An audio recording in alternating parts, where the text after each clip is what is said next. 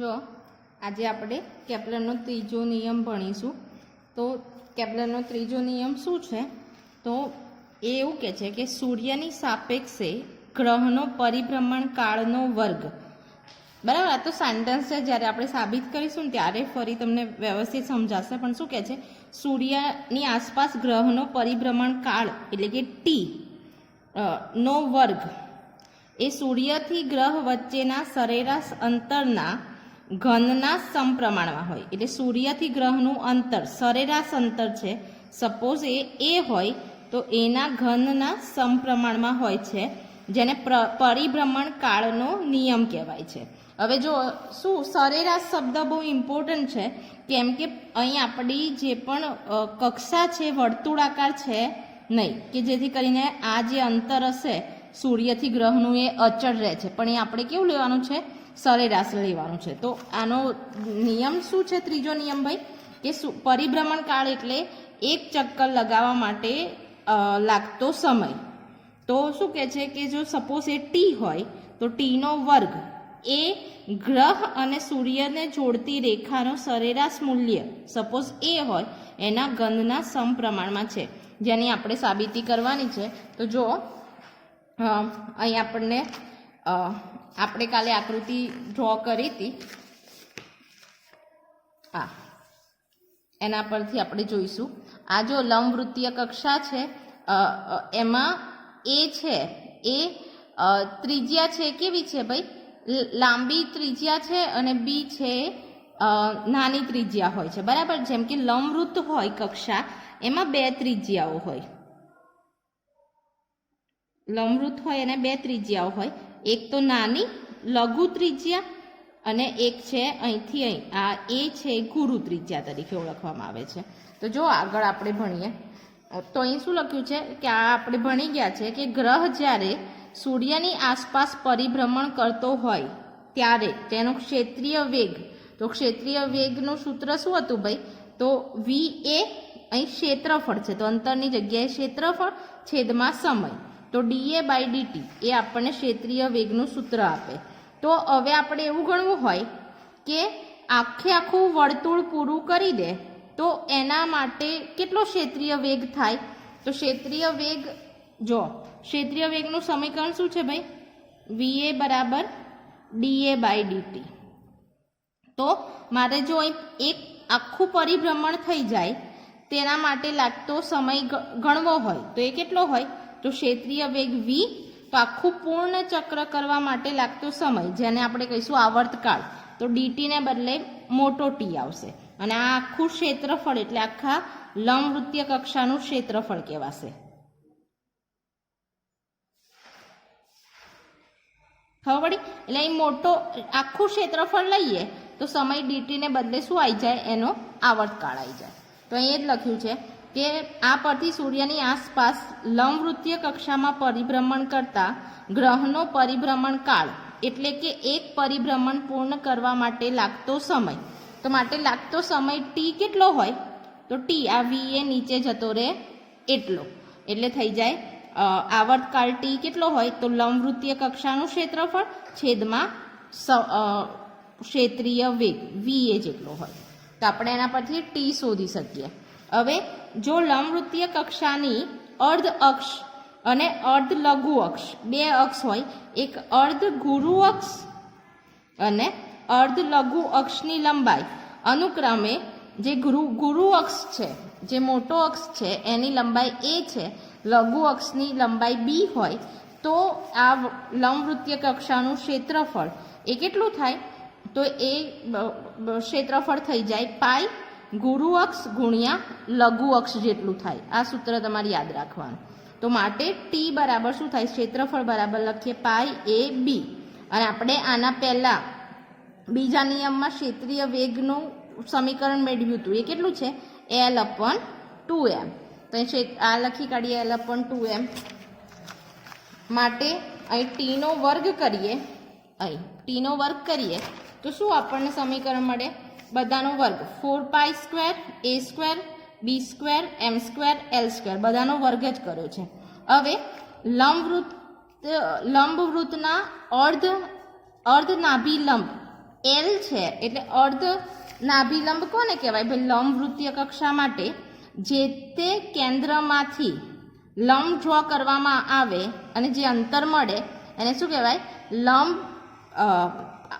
આ અડધું અંતર છે તો એને કહીશું આપણે અર્ધ નાભિલંબ એલ. અને એનું મૂલ્ય કેટલું હોય ભાઈ? તો એ બીના વર્ગ છેદમાં એ જેટલું હોય. તો માટે અહીં આપણે જો એલના ફોર્મમાં સમીકરણ લાવવું હોય તો અહીં આપણે જો આ બીનો વર્ગ અને છેદમાં નીચે એ આવો જોઈએ તો b² ને આપણે એલ લખી શકીએ.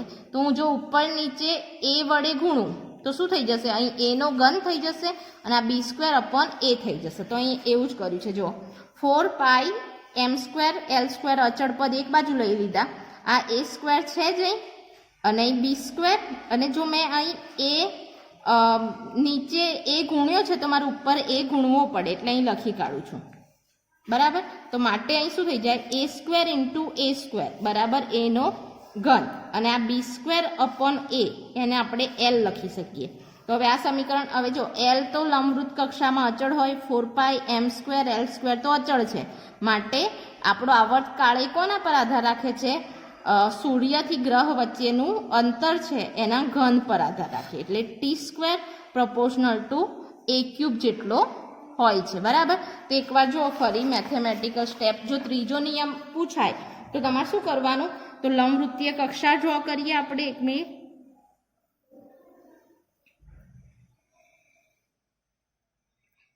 લખવાનું કે આકૃતિમાં દર્શાવેલી લંબવૃત્ત કક્ષાના બે કેન્દ્રો F1 અને F2 પૈકી F1 પર સૂર્ય છે ધારો કે, અને અહીં m દળનો ગ્રહ છે એ શું કરે છે?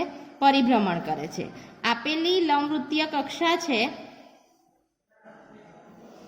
એની લઘુ ત્રિજ્યા છે લંબવૃત્તીય કક્ષાની એ છે, આ છે એ ગુરુ છે મોટી એ છે અને લઘુ છે એ સ્મોલ બી છે. અને લંબ નાભી અંતર છે જેને આપણે કહીશું સ્મોલ એલ. અને સ્મોલ એલ છે એ કેટલો હોય ભાઈ? બે જ સૂત્રો યાદ રાખવાના છે. સ્મોલ એલ હોય છે આપણો b² જેટલો અને લંબવૃત્તીય કક્ષાનું ક્ષેત્રફળ હોય ને એ કેટલું હોય? તો પાઈ ગુરુ અક્ષ અને લઘુ અક્ષનો ગુણાકાર એટલે AB, પાઈ AB. બસ આ સમીકરણ દ્વારા આપણે સાબિત કરવાનું છે. તો અહીં લખવાનું કે આકૃતિમાં દર્શાવેલો ગ્રહ છે એ લંબવૃત્તીય કક્ષામાં પરિભ્રમણ કરે છે તો એનો ક્ષેત્રીય વેગનું સમીકરણ VA, ક્ષેત્રીય વેગ કેટલો થઈ જાય? તો ક્ષેત્રફળ dA/dt. પણ મારે આવર્તકાળ શોધવો હોય તો અહીં લખવું પડે. અહીં t આવે તો આપણે અહીં સમીકરણ tનું શોધી શકીએ. તો લખવાનું કે પૂર્ણ પરિભ્રમણ કરવા માટે લાગતો સમય આપણો t હોય, પરિભ્રમણ કાળ ગ્રહનો કેપિટલ T હોય અને તો માટે એણે કાપેલું અંતર કેટલું હોય? આખી લંબવૃત્તીય કક્ષાનું ક્ષેત્રફળ જેટલું. તો એ વખતે ક્ષેત્રફળ કેટલું થઈ જાય? લંબવૃત્તીય કક્ષાનું કુલ ક્ષેત્રફળ જેટલું.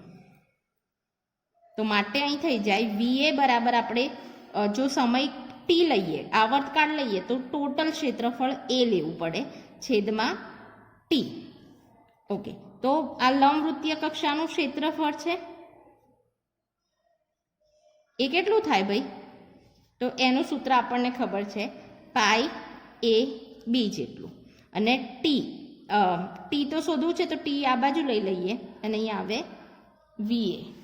હવે VAનું સમીકરણ આપણે બીજા નિયમમાં મેળવ્યું હતું પાઈ AB. બીજા નિયમમાં VA કેટલો મળ્યો તો આપણને ભાઈ?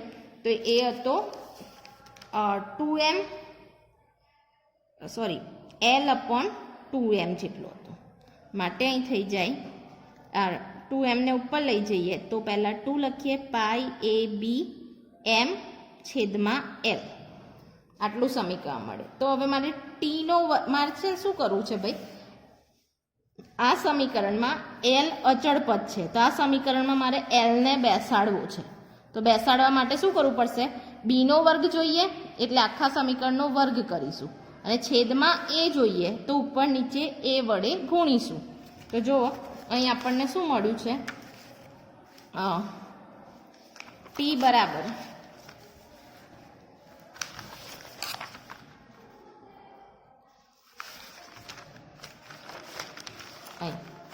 ટી બરાબર આપણને શું મળ્યું ભાઈ, પાઈ એ બી એલ અપોન 2m. પાઈ એ બી 2m આવી ગયો ઉપર અને છેદમાં એલ.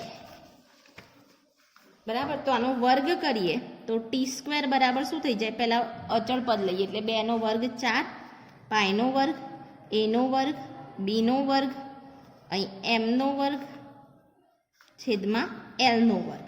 તો અહીં ભાઈ એ બી સિવાય બધું અચળ છે, એને અલગ લગાડીએ તો ટી સ્ક્વેર બરાબર શું થઈ ગયું, 4 પાઈ સ્ક્વેર એમ સ્ક્વેર.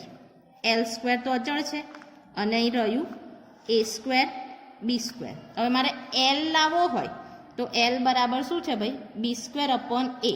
તો અહીં બી સ્ક્વેર છે તો નીચે એ લાવવો હોય તો ઉપર નીચે એ વડે ગુણી કાઢીએ. તો અહીં એ વડે, અહીં પણ એ વડે. તો આ સમીકરણ શું થઈ ગયું, પાઈ 4 પાઈ સ્ક્વેર એમ સ્ક્વેર એલ સ્ક્વેર, અને આ તો શું થઈ ગયું મારું એલ, એટલે આ અને અહીં એ સ્ક્વેર અને એક એ એટલે થઈ જાય એનો ઘન, અને બી સ્ક્વેર અપોન એ જે છે એલ.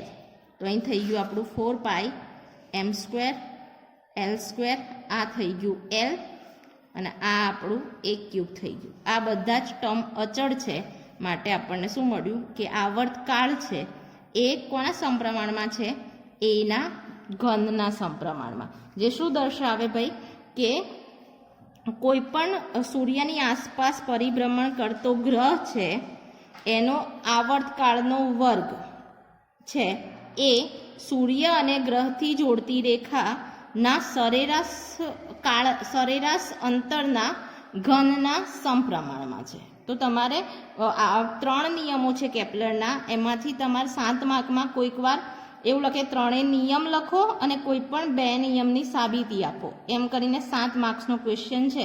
તો બધા વ્યવસ્થિત તૈયાર કરવાના. સેકન્ડલી આ જે પણ વિડીયો છે યુટ્યુબમાં મૂકું છું મેં, કેમ કે જ્યારે પણ તમારે જોવા હોય ત્યારે જ જોઈ શકો. બરાબર.